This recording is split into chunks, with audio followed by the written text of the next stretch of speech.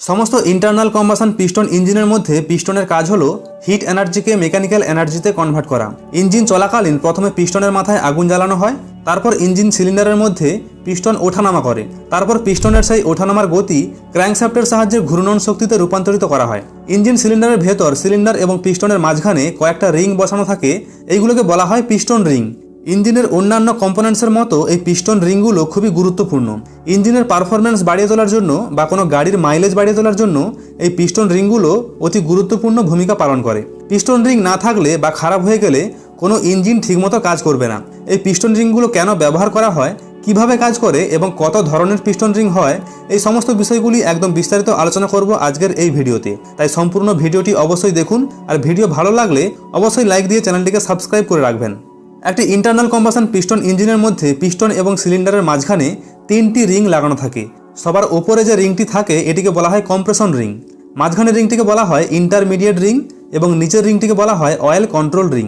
এই রিংগুলোকে বসানোর জন্য পিস্টনের গায়ে তিনটি গ্রুপ কাটা থাকে। আপনাদের মধ্যে অনেকেরই ভুল ধারণা থাকতে পারে যে পিস্টন রিংগুলো হয়তো প্লাস্টিক বা রাবারের তৈরি হয়, কিন্তু না, ইঞ্জিনের কম্বাসনের ফলে উৎপন্ন হাই টেম্পারেচার সহ্য করার জন্য পিস্টন রিংগুলোকে কাস্ট আয়রন বা হাই কার্বন স্টিল দিয়ে তৈরি করা হয়। পিস্টন রিংগুলোর এক জায়গায় কাটা থাকে যা পিস্টনের ওপর লাগাতে বা খুলতে সাহায্য করে। এবারে দেখুন পিস্টন রিং কেন ব্যবহার করা হয়। মনে করুন এই ইঞ্জিনটির মধ্যে কোনো পিস্টন রিং নেই, তাহলে এখানে কি সমস্যা হতে পারে। সিলিন্ডারের ভেতর যখন পিস্টন মুভ করে বা ওঠানামা করে তখন সিলিন্ডারের দেওয়ালে পিস্টনের অনেকটা অংশ লেগে থাকার কারণে সেখানে ফ্রিকশন বেশি হবে, মানে কন্ট্যাক্ট এরিয়া বেশি হওয়ার কারণে সেখানে ফ্রিকশন বেশি হবে, আর ফ্রিকশন বেশি হলে সেখানে হিট বেশি উৎপন্ন হবে, আর যদি হিট বেশি উৎপন্ন হয় তাহলে পিস্টন এবং সিলিন্ডার দুটোই তাড়াতাড়ি ড্যামেজ হয়ে যাবে। সেই কারণে এখানে সিলিন্ডার এবং পিস্টনের মাঝখানে একটু ফাঁকা রাখা হয় যাতে ফ্রিকশন না হয় আর পিস্টন সহজেই আপ ডাউন করতে পারে। কিন্তু ফাঁকা রাখার কারণে এখানে অনেকগুলো বড় বড় প্রবলেম দেখা দেয়। যেমন এক নম্বর প্রবলেম হলো সিলিন্ডারের ভেতরে কম্প্রেশন হবে না, মানে কম্প্রেশন স্ট্রোকের সময় যখন বাতাস এবং পেট্রোলের মিশ্রণ কম্প্রেস করার প্রয়োজন হবে তখন সিলিন্ডার এবং পিস্টনের মাঝখানে থাকা ফাঁকা জায়গা দিয়ে গ্যাস লিক করে পিস্টনের নিচে চলে আসবে, যার ফলে ইঞ্জিন আর স্টার্ট হবে না। আবার পাওয়ার স্ট্রোকের সময় কম্বাসন চেম্বারের জ্বালানি জ্বলে ওঠার পর পিস্টনের ওপর প্রয়োজন মতো চাপ উৎপন্ন করতে পারবে না, কারণ কম্বাসনের গ্যাস ফাঁকা জায়গা দিয়ে লিক করবে, যার ফলে অতিরিক্ত পাওয়ার লস হবে। 2 নম্বর প্রবলেম হলো মোবিল চেম্বারের মোবিল লিক করে কম্বাসন চেম্বারে প্রবেশ করবে, যার ফলে মোবিল পুড়ে গিয়ে তাড়াতাড়ি শেষ হয়ে যাবে আর অতিরিক্ত ধোঁয়া উৎপন্ন করবে।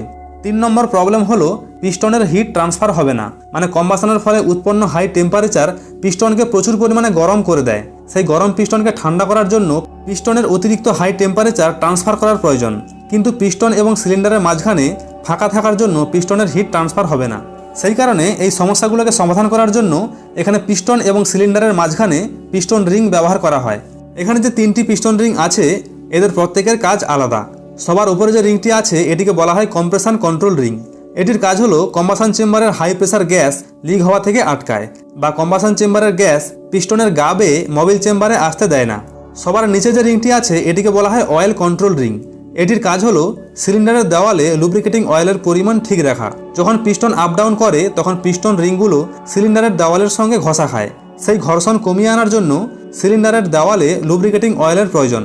লুব্রিকেশন সিস্টেমের সাহায্যে সিলিন্ডার ওয়াল পর্যন্ত লুব্রিকেটিং অয়েল পৌঁছে দেওয়া হয়, কিন্তু সেই অয়েল যাতে কম্বাসন চেম্বারে পৌঁছতে না পারে সেই কারণে পিস্টনের ওপর যেখানে অয়েল কন্ট্রোল রিং বসানো হয় সেখানে অনেকগুলো ছোট ছোট ছিদ্র করা থাকে। সেই ছিদ্রগুলো দিয়ে অয়েল কন্ট্রোল রিং অয়েলকে আবার অয়েল চেম্বারে পাঠিয়ে দেয়। সেই কারণে অয়েল কন্ট্রোল রিংয়ের ডিজাইন সম্পূর্ণ আলাদা হয়, যার ভেতর দিয়ে অয়েল পাস করতে পারে। মাঝখানে রিংটিকে বলা হয় ইন্টারমিডিয়েট রিং। এই রিংটি একসঙ্গে দুটো কাজ করে। কম্প্রেশন কন্ট্রোল রিং এবং অয়েল কন্ট্রোল রিং যে কাজ করে ইন্টারমিডিয়েট রিং সেই কাজগুলো করে, মানে সিলিন্ডার ওয়ালে মোবিলের পরিমাণ ঠিক রাখে, কম্বাসন চেম্বারে মোবিল পৌঁছাতে দেয় না, আবার কম্প্রেশন গ্যাস লিক হওয়া থেকে আটকায়। যেহেতু সমস্ত রিংয়ের এক জায়গায় কাটা থাকে তাই কম্প্রেশন রিংয়ের সেই কাটা অংশ থেকে কম্প্রেসড গ্যাস লিক করতে পারে। সেই কারণে কম্প্রেশন রিংয়ের নিচে ইন্টারমিডিয়েট রিং লাগানো হয়, আর দুটো রিংয়ের কাটা অংশ এক জায়গায় না রেখে আলাদা করে উল্টো দিকে ঘুরিয়ে রাখা হয়, যার ফলে কম্প্রেসড গ্যাস আর লিক হয় না।